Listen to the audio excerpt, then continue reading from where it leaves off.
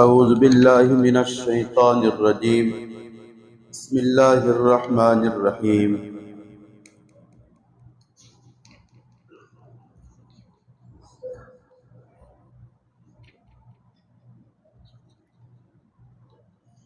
ألم تر إلى الذين يزعمون أنهم آمنوا بما أنزل إليك وما أنزل من قبلك يريدون أن يتحاكموا إلى الطاغوت وقد أمروا أن يكفروا به ويريد الشيطان أن يضلهم ضلالا بعيدا وإذا قيل لهم تعالوا إلى ما أنزل الله وإلى الرسول رأيت المنافقين يصدون عنك صدودا فكيف إذا أصابتهم مصيبة بما قدمت أيديهم ثم جاءوك يحلفون بالله إن أردنا إلا إحسانا وتوفيقا أولئك الذين يعلم الله ما في قلوبهم فأعرض عنهم وعظهم وقل لهم في أنفسهم قولا بليغا۔ اے مخاطب، کیا تو نے ان لوگوں کو نہیں دیکھا جو یہ کہتے ہیں کہ وہ نبی کی شریعت پر اور آپ سے پہلے کی شریعت پر ایمان لائے، حالانکہ ان کا ارادہ ہوتا ہے کہ شیاطین سے اپنا فیصلہ کرائے، حالانکہ ان کو حکم اس کا دیا گیا کہ وہ اس کا انکار کرے۔ شیطان تو ان کو گمراہی کرنا چاہتا ہے۔ میرے محترم بزرگوں، اس سورہ نساء کی آیت نمبر 60، 61 اور دیگر آیات ہے۔ اس میں اللہ تعالیٰ نے ایک حکم دیا جس کا خلاصہ یہ ہے، اللہ اور اس کے رسول کے فیصلے کے بعد اگر کوئی اور فیصلہ لینا چاہے گا تو اسلام نے اس کی سزا بڑی سخت متعین کی۔ دراصل ہوا تھا ایسا، ایک منافق تھا جس کا نام بشر تھا، جو ظاہراً اپنے آپ کو مسلمان کہتا تھا لیکن تھا حقیقتاً منافق۔ اس کا ایک یہودی سے جھگڑا ہو گیا۔ یہودی حق پر تھا اور بشر نامی منافق یہ غلطی پر تھا۔ اب فیصلہ کس سے کرائے؟ تو بشر نامی منافق کو پتا ہے کہ میں غلطی پر ہوں، تو فیصلہ ان لوگوں سے کراؤ جو غلط کو بھی صحیح قرار دے۔ تو اس کا ارادہ تھا کہ کعب بن اشرف جو یہودی ہے اس سے اپنا میں مسئلہ حل کراؤں، اور یہودی کو پتا تھا، گرچہ وہ نبی علیہ السلام کو مانتا نہیں تھا لیکن یقین تھا کہ نبی حقی فیصلہ کرے۔ یہودی کو بھی یقین تھا، تو اس نے اس بات پر زور کیا کہ محمد بن عبداللہ کے پاس ہمارا یہ فیصلہ لے جایا جائے۔ تو پھر دونوں کا طے ہو گیا کہ حضرت نبی علیہ السلام کے پاس چلو۔ یہ دونوں حضرت نبی علیہ السلام کے پاس آئے۔ حضرت نبی علیہ السلام نے سنا، سارا مقدمہ آپ کے سامنے پیش کیا گیا، تو آپ نے یہودی کے حق میں فیصلہ کیا اور اسے بجانب حق قرار دیا۔ پھر دونوں باہر آئے۔ اب چونکہ بشر نامی منافق اس کی ذلت ہو گئی تھی، اس کے خلاف فیصلہ ہو گیا تھا، تو اس نے اور اس میں تھوڑی سی اشکالی نکالنا چاہیے، کہا کہ چلو ایسا کرتے کہ نبی کے ایک صحابی حضرت عمر، ان کے پاس چل کر ایک بار ریویو کرا لیتے، نظر ثانی کرا لیتے فیصلے پر حضرت عمر سے۔ یہودی نے منع کیا، لیکن جب اس سے اصرار کیا تو چلو ٹھیک ہے، حضرت عمر کے پاس بھی چلے جاتے ہیں۔ حضرت سید عمر رضی اللہ تعالیٰ عنہ کے پاس فیصلہ آیا تو حضرت نے سنا اور نبی کے فیصلے کو سمجھا اور کہا کہ نبی نے یہودی کے حق میں فیصلہ کیا؟ کہا کہ ہاں۔ اس کے بعد بھی تم میرے پاس آئے؟ کہا کہ ہاں۔ تو حضرت نے کہا کہ رکو میں فیصلہ کرتا ہوں۔ اندر گئے، تلوار لائی اور منافق کی گردن اڑا دی جو نبی کے فیصلے کو نہیں مان رہا تھا۔ تو منافق کے مارنے کا جب شور ہوا تو اس کے جو اقربا تھے وہ حضرت عمر کے خلاف واویلا کرنے لگے کہ بھائی عمر رضی اللہ تعالیٰ عنہ انہوں نے ایک اپنے آدمی کو مارا ہے، حالانکہ مسلمان نہیں تھا، وہ تو منافق تھا، لوگ اس کو مسلمان سمجھتے تھے۔ تو حضرت نبی علیہ السلام کے پاس بھی آئے، کہا کہ ہمیں قصاص دو یا پھر دیت دلاؤ۔ وہ بہت زیادہ واویلا کرنے لگے۔ اس وقت اللہ نے آیت اتاری اور ان کا جو کمینہ پن تھا اس کو اللہ نے ظاہر کیا ہے کہ اللہ تو اس سے کہتا ہے کہ فیصلہ اللہ اور اس کے رسول سے کراؤ، حالانکہ ان کا ارادہ کس سے فیصلہ کرانے کا تھا؟ یہودی سے۔ وَيُرِيدُ أَن يَتَحَاكَمُوا إِلَى الطَّاغُوتِ، وہ یہ چاہتے ہیں کہ طاغوت سے، یعنی جو شرکش ہے، شیطان ہے، کعب بن اشرف، اس سے فیصلہ کراؤ۔ اور قرآن کہہ رہا کہ اس کا انکار کرو، کیونکہ شیطان فیصلے میں آ کر انہیں گمراہ کر دے۔ پھر حضرت نبی علیہ السلام نے یہ آیت سنائی اور ان کے سمجھ میں آیا وہ آدمی منافق تھا اور منافقت میں بڑھ گیا تھا اس قدر کے نبی کے فیصلے پر شک ہونے لگا تھا، اور جس کو نبی کے فیصلے پر شک ہونے لگے اس کی سزا موت کے سوا کچھ نہیں، اگر دارالاسلام ہو، اسلامی حکومت ہو۔ لہذا اللہ تعالیٰ نے ان کی یہ جو چال بازی تھی اس کو بیان کیا۔ ان سے یہ کہا جاتا ہے کہ اللہ اس کے رسول کی ماننے کے لیے تب تو نہیں آتے، لیکن اپنا باطل حق اگر لینا ہے تو جو رکھاتے ہیں اور پھر قسم بھی کھاتے ہیں کہ بھائی نہیں، ہمارا وہ آدمی مسلمان تھا، بشر نامی جو مرا ہے اس نے تو اچھا ہی ارادہ کیا تھا۔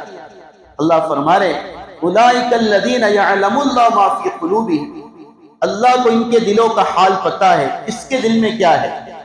ہاں، اس لیے اگر کسی کے سامنے شریعت کا فتویٰ پیش کیا گیا جو کہ حق تھا، مسئلہ بیان کیا گیا جو کہ حق تھا، اور وہ یہ کہے میں فتوے کو اور فیصلے کو نہیں مانتا، اس کی ایمان کا مسئلہ ہو جائے گا۔ میں نہیں مانتا جا، اگر کوئی ایسا حقارت سے کہہ دے اس کی ایمان کا مسئلہ، چونکہ فتویٰ فیصلہ وہ مفتی کا نہیں ہے، وہ تو قرآن و حدیث کا ہے، وہ تو ناقل ہے، لکھنے والا ہے، لکھا کہاں سے؟ قرآن سے اور حدیث سے۔ گویا کہ فتوے کا منکر ڈائریکٹ شریعت کا انکار کرنے والا ہو رہا ہے۔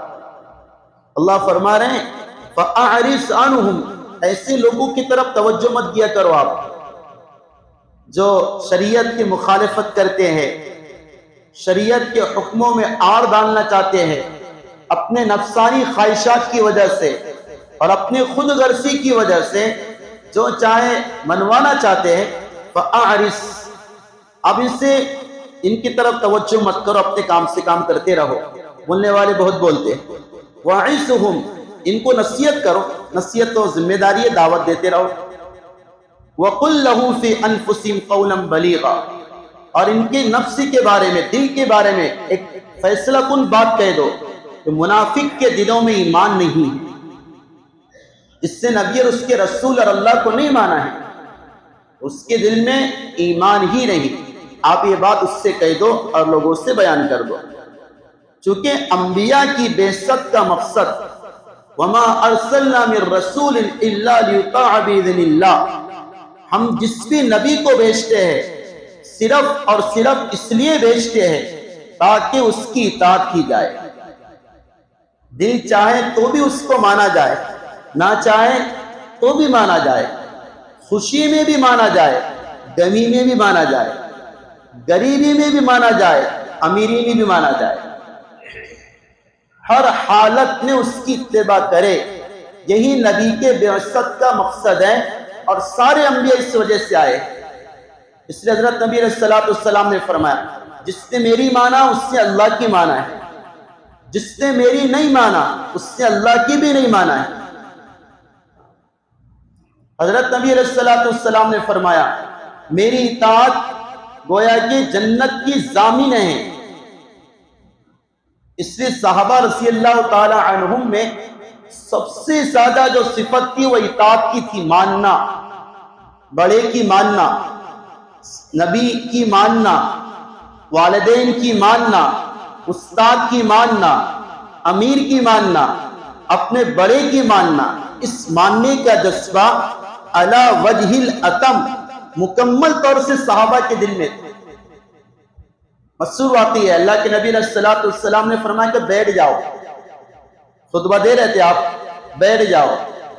حضرت عبداللہ بن مسعود انٹر ہو رہے تھے دروازے میں سے، مسجد نبوی کے دروازے میں ایک قدم اندر تھا ایک باہر تھا، اسی وقت کان میں آواز پڑی بیٹھ جاؤ تو وہیں بیٹھ گئے، وہیں بیٹھ گئے۔ ایک صحابی تھے عبداللہ بن رواحہ رضی اللہ تعالی عنہ، ان کا بالا تھا اونٹ کا مسجد نبوی کے بازو میں، وہ اس میں اونٹ کی لید کو جمع کر رہے تھے، وہاں پر آواز آئی ان کے کان میں بیٹھ جاؤ، نبی کی آواز آئی بیٹھ جاؤ، وہ کوٹھے میں بیٹھ گئے۔ کہاں بیٹھ گئے؟ کوٹھے میں بیٹھ گئے۔ اس کو کہتے ہیں اطاعت۔ ابو ذر غفاری رضی اللہ تعالی عنہ اپنے اونٹ کو جس میں پانی پلاتے، تاکہ بولتے ہیں اس میں اونٹ کو پانی، اس کو سدھار رہے تھے، مٹی سے لیپ رہے تھے، ریتی وغیرہ سے۔ کچھ بچے آئے کھیلتے ہوئے، انہوں نے چھلانگ لگائی لیکن وہ پار نہیں کر سکے تو ٹاکا ٹوٹ گیا۔ اب ایک انسان بنائے اور کوئی توڑ دے تو بہت غصہ آتا ہے، بہت غصہ آیا، لیکن چونکہ نبی کی حدیث سامنے تھی، آپ نے فرمایا غصہ آیا تو بیٹھ جاؤ، تو کھڑے تھے بیٹھ گئے، پھر بھی نہ جائیں لیٹ جاؤ۔ حضرت ابو ذر غفاری رضی اللہ تعالی عنہ وہیں گارے اور مٹی میں لیٹ گئے۔ سمجھے آپ؟ یہ اطاعت کی ایک تو چند سمپل ہے، ورنہ ہر صحابی نبی کی اطاعت کا نمونہ اور بے مثال نظیر ہے۔ قرآن آگے کہہ رہا ہے، عجیب بات ہے، وَلَوْ أَنَّهُمْ اسْتَلَمُوا أَنفُسَهُمْ جَاءُوكَ فَاسْتَغْفَرُوا اللَّهَ وَاسْتَغْفَرَ لَهُمُ الرَّسُولُ لَوَجَدُوا اللَّهَ تَوَّابًا رَحِيمًا۔ نبی کی اطاعت کا فائدہ یہ ہوگا اگر کوئی اپنے آپ پر ظلم کر لے، کسی سے کوئی غلطی ہو جائے، غلطی ہوتی ہے تو اس کو چاہیے جاؤکا، وہ نبی کے پاس آ جائے، واستغفر لهم الرسول، اور حضرت نبی علیہ السلام اس کے لیے اللہ سے معافی مانگے، لوجد اللہ توابا رحیما، وہ لوگ اللہ کو مغفرت کرنے والا پاؤں گے۔ کیا مطلب؟ مطلب یہ ہے نبی علیہ السلام جب تک حیات تھے، زندہ تھے، تو صحابہ سے کہا جا رہا اگر کسی سے کوئی بھی غلطی ہو تو نبی کے پاس آ کر نبی سے مغفرت کراؤ۔ دیکھو سننا غور سے، بہت اہم آیت ہے، اس میں بہت سے عقائد ہیں۔ اگر کسی سے غلطی ہو جائے تو نبی علیہ السلام کے پاس آؤ اور آپ سے کہو کہ آپ اللہ سے ہمارے لیے معافی مانگ دو۔ اگر نبی علیہ السلام اس کے لیے معافی مانگ دیں گے تو اللہ تعالیٰ اس سے معاف کر دے گا۔ یہ سادہ معافی کے قریب ہے۔ حضرت ابو لبابہ رضی اللہ تعالی عنہ، جو استوانہ ابی لبابہ وہاں پر ریاض الجنہ میں آج بھی ہے، ان سے تھوڑی سی چوک ہو گئی ہے، حضرت نبی علیہ السلام کا راز فاش ہو گیا، اشارتاً ہو گیا تھا، وہ پھر غلطی کا احساس ہو گیا کہ نبی کا راستہ فاش ہو گیا، تو انہوں نے اس غلطی کی وجہ سے مسجد نبوی میں آئے اور جو ستون تھا، مسجد نبوی کا کالم بولو یا کھجور کے تنے کا تنا بولو، اس سے اپنے آپ کو باندھ دیا، کہا کہ جب تک اللہ معاف نہیں کرے گا اس وقت تک میں اپنے آپ کو نہیں کھولوں گا۔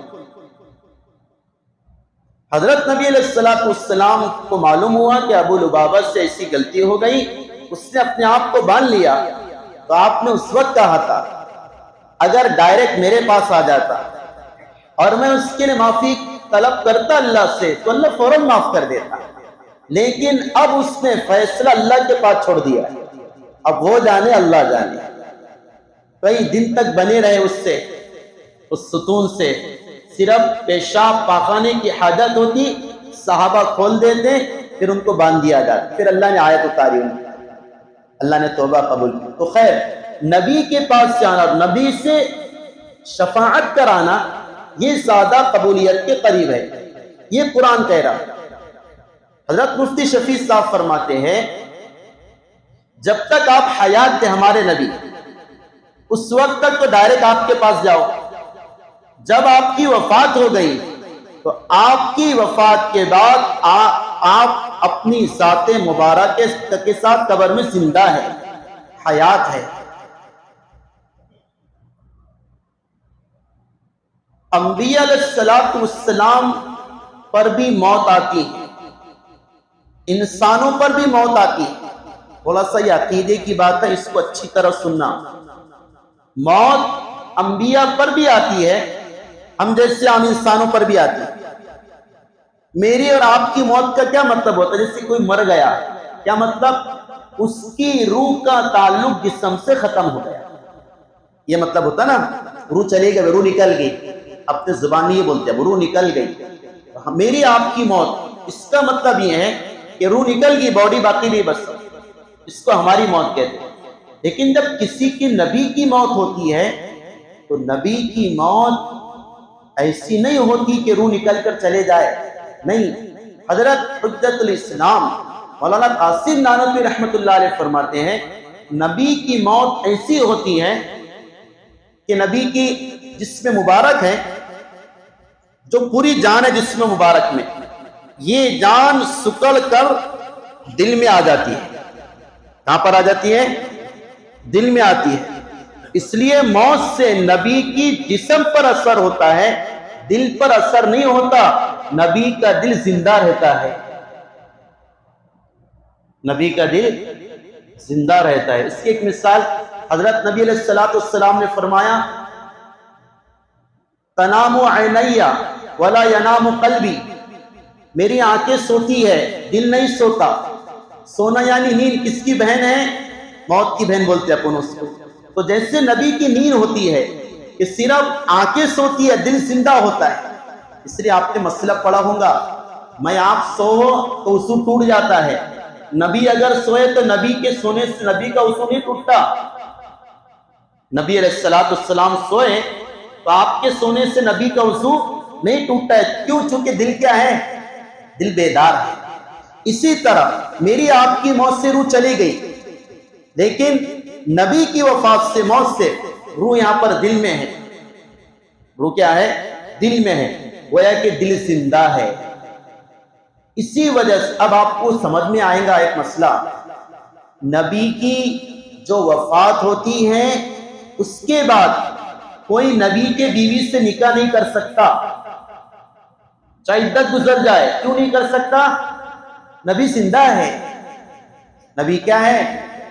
زندہ ہے، اور جب تک آدمی خاوند زندہ ہو بیوی سے کوئی دوسرا نکاح نہیں کر سکتا۔ اور نبی کیا ہے؟ ہمیشہ زندہ ہے، لہذا آپ کی وفات کے بعد ہمیشہ آپ سے کوئی نکاح نہیں کر سکتا۔ سمجھ آیا اچھی طرح؟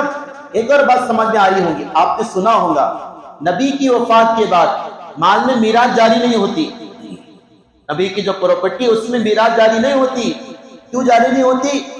کیونکہ میراث ان کی جاری ہوتی ہے جن کی موت ہو جائے، جو مر جائے اس کی میراث جاری ہوتی ہے، اور حضرت نبی علیہ السلام کی وفات ہوئی نہیں ہے، لہذا آپ کے مال میں میراث بھی جاری نہیں ہوئی۔ آگے سمجھ میں اچھی طرح مسئلہ؟ تو نبی کی کیا ہے؟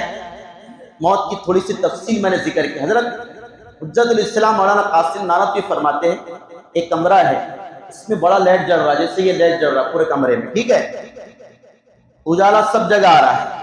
اب ایک آدمی اس پر ڈھکن رکھ دے، کیا رکھ دے؟ تو کیا ہوگا؟ روشنی کم ہو جائیں گی، لیکن ختم ہوں گی؟ ختم نہیں ہوں گی، ایک جگہ جمع ہو جائیں گی۔ اسی طرح نبی کی وفات کی مثال ہے کہ وفات سے پورے جسم کی جان سکڑ کر یہاں پر آ جاتی ہے لیکن جان ختم نہیں ہوتی۔ تو حضرت نبی علیہ السلام قبر میں زندہ ہے، کیا ہے؟ اب یہ ثابت ہو گیا زندہ ہے۔ حضرت انس فرماتے ہیں انبیاء قبر میں زندہ ہوتے ہیں اور وہ نماز بھی پڑھتے ہیں۔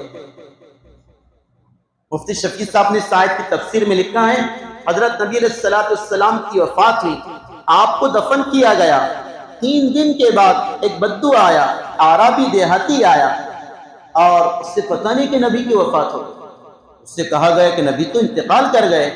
وہ قبر کے پاس آیا، التجا کرنے لگا، اللہ کے رسول آپ تھے، آپ سے مل کے بڑا مزہ آتا تھا، آپ سے باتیں ہوتی تھی، آپ سے ہم پوچھ لیا کرتے تھے، مزہ آتا تھا، آپ چلے گئے، کس سے بات کریں گے؟ اور ہم سے اگر کوئی غلطی ہو جاتی تو آپ ہمارے لیے مغفرت کی دعا کر دیتے، اگر ہم سے اگر کوئی غلطی ہو جائے اب ہم کس سے دعا کریں گے؟ دعا کی درخواست کریں گے۔ یہ وہ التجا اور کچھ باتیں راز و نیاز کی قبر کے سامنے کرنے لگا۔ حضرت علی فرماتے وہ کہہ رہا تھا اور ہم نے اپنے کانوں سے سنا، اللہ کے نبی نے قبر میں سے فرمایا قد غفر لک، گھبرا مت، اللہ نے تیری مغفرت فرمائی۔ ہاں نیچے سے کہا آپ کے قبر میں سے۔ حضرت ابو بکر صدیق رضی اللہ تعالیٰ عنہ کی وفات ہو رہی، وفات سے پہلے ان کی تمنا تھی نبی کے پڑوس میں دفن ہونا، یہ تو اجازت تو مل گئی لیکن انہوں نے ایک مزید بات کہی تھی کہ میری جب وفات ہو جائے، جنازہ تیار ہو جائے، فوراً نبی کے بغل میں جا کر، پڑوس میں جا کر دفن نہیں کر دینا، جنازہ باہر رکھنا حجرے کے باہر، اگر اندر سے اجازت آتی ہے تو لے جانا ورنہ جنت البقیع میں دفن کر دینا۔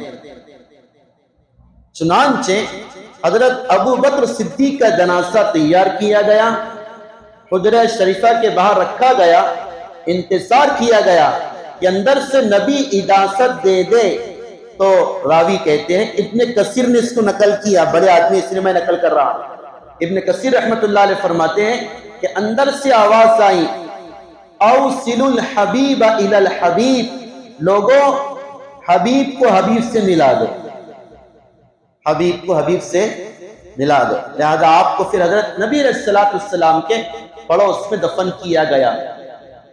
یہ بھی دلیل ہے کیا قبر میں کیا ہے؟ باحیات۔ میں اس لیے مثالیں دے رہا، آج کل ایک جماعت اور ایک طبقہ ہے جو انبیاء کی حیات کا انکار کرتا ہے اور کہتا ہے کہ نعوذ باللہ نبی مر چکے ہیں، جیسے میری آپ کی وفات ہوتی ہے ایسے نبی کی کیا ہے؟ وفات ہے۔ اس لیے میں ایک دو بات یہ کہہ دے رہا، ایک روایت میں حضرت عیسیٰ علیہ السلام آئیں گے، ہاں آ کر دجال کو ختم کریں گے، اس کے بعد حج کریں گے، عمرہ کریں گے اور اس کے بعد مدینہ جائیں گے۔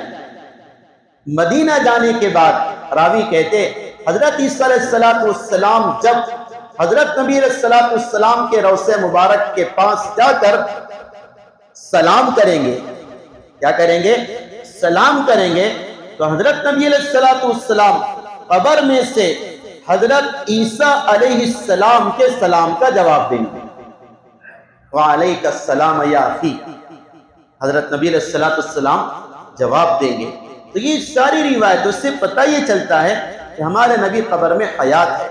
حضرت مفتی شفیع صاحب فرماتے جب تک آپ زندہ تھے آپ کے پاس جاؤ، آپ سے شفاعت کروا دو، شفاعت قبول، لیکن جب آپ قبر میں چلے گئے، آپ زندہ ہیں، حیات ہے، آپ کی وفات کے بعد بھی کوئی قبر کے پاس جائے اور آپ سے کہے کہ آپ اللہ کے دربار میں ہماری شفاعت کر دو، ہماری مغفرت کی دعا کر دو، ضرور امید ہے لَوَجَدُ اللَّهَ تَوَّابَ الرَّحِيمَ، اللہ کو مغفرت کرنے والا تم ضرور پاؤ گے۔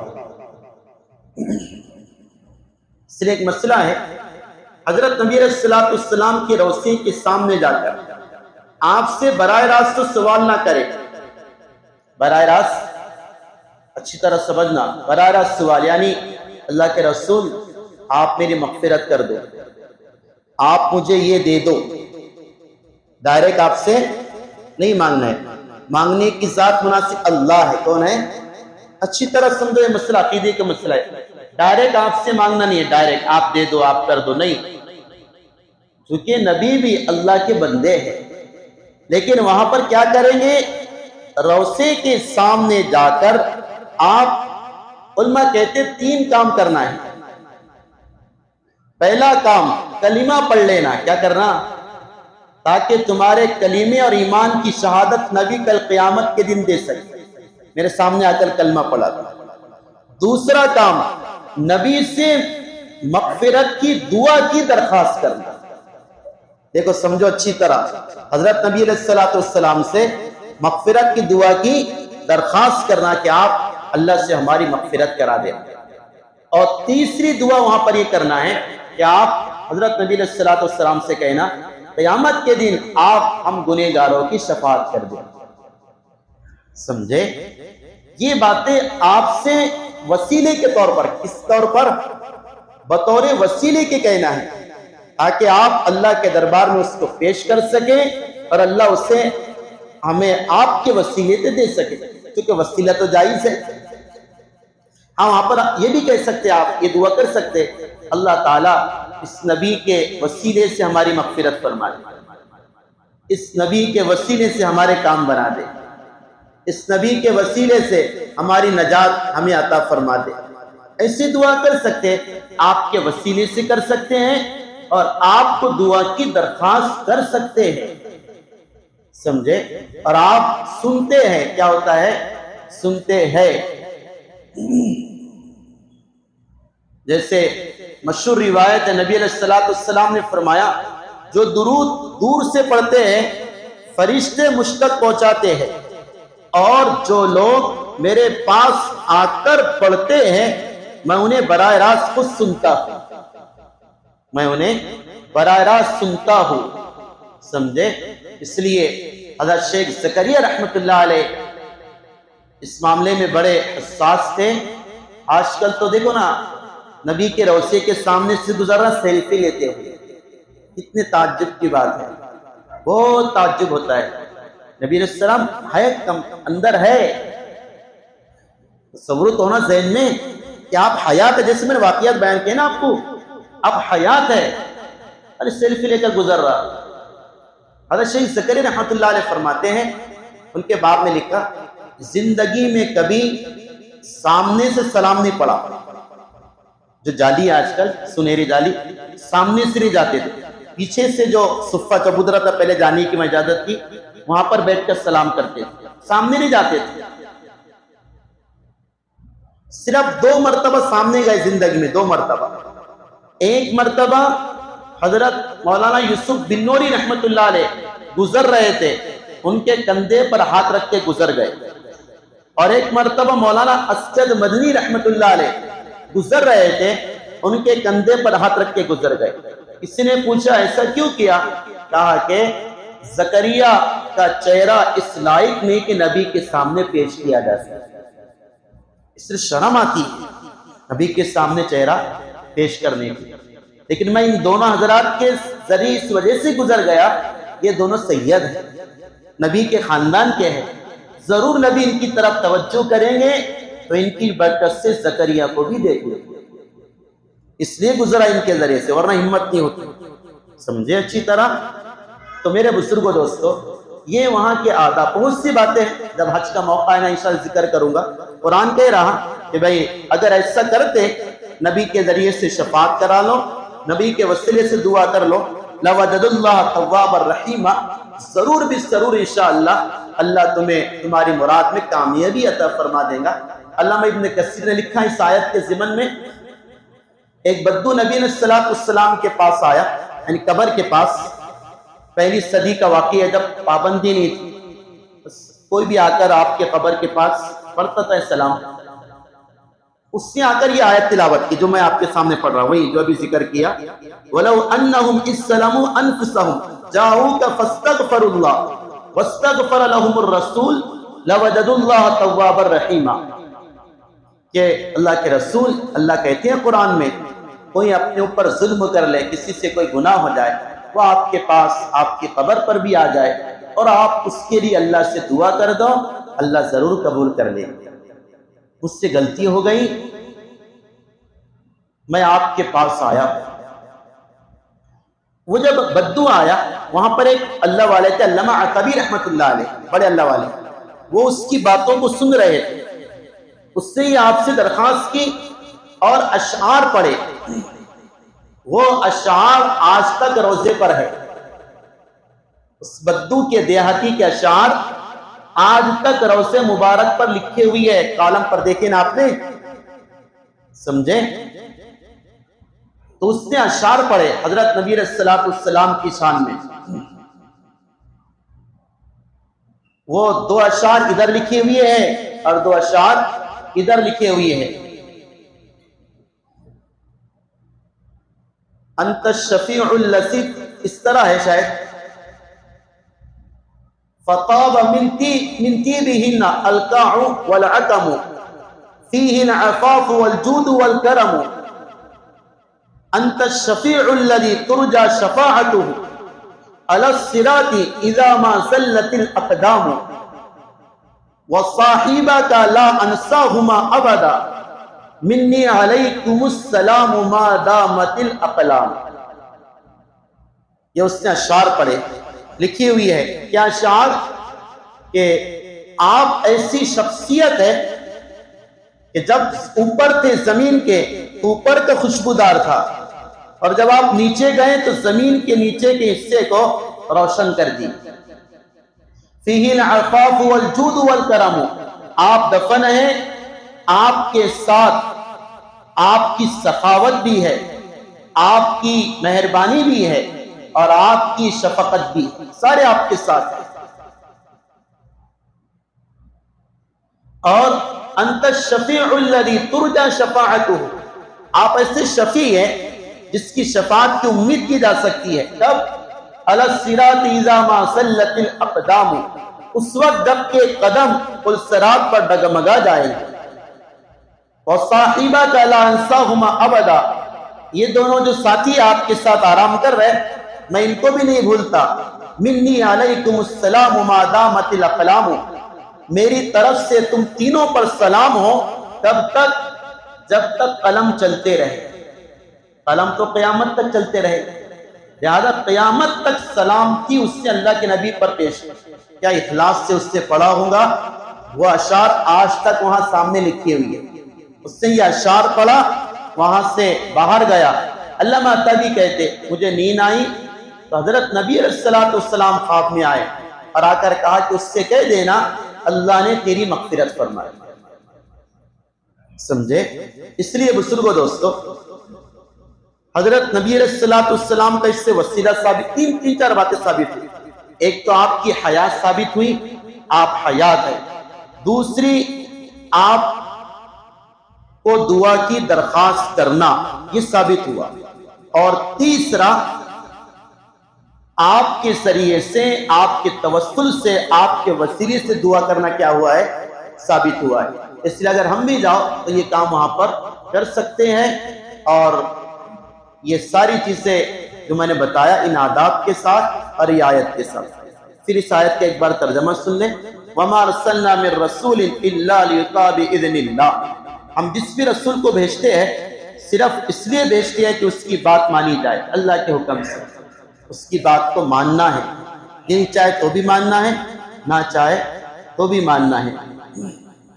وَلَوْ أَنَّهُمْ إِذْ ظَلَمُوا أَنفُسَهُمْ، اگر انہوں نے اپنے اوپر ظلم کیا، یعنی کوئی گناہ ہو گیا، جاؤکا، پھر آپ کے پاس آ گئے، زندگی میں آپ کے پاس، موت کے بعد آپ کے قبر کے پاس، فاستغفروا اللہ، معافی کس سے مانگنا ہے؟ اللہ سے. کس سے مانگنا ہے بولو؟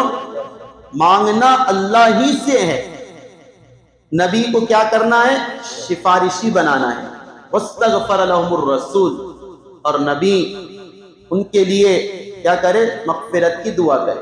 اس سے یہ بھی مسئلہ نکلتا ہے اگر کسی سے کوئی غلطی ہو گئی تو کسی اللہ والے کے پاس جا کر بھی دعا کرا سکتا ہے کہ آپ ہمارے لیے کیا کر دو؟ دعا کر دو. جیسے اللہ والے ہیں ان سے بھی اللہ کیا کرتا ہے؟ دعا سنتا ہے.